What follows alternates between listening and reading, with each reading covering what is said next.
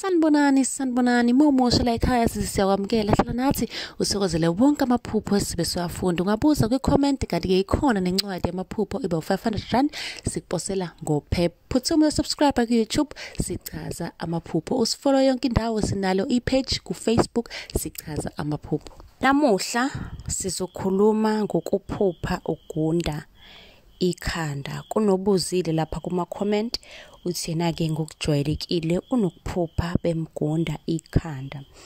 Lokho-ke njengakusho kusuke kungelona iphupho elihle neze.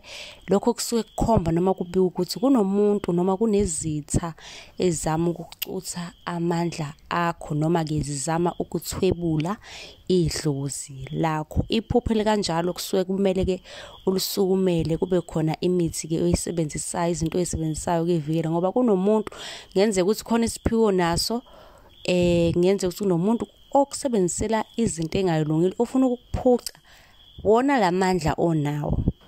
Uma unombuzo sondela nje eduzane bakithi nawe sizokwenzela kanjalo-ke. Kanti ungasilandela ku-Facebook, ku-TikTok ayafana amagama. Phuthuma ku-WhatsApp ufake i-order lalokho ufuna ukukuthenga.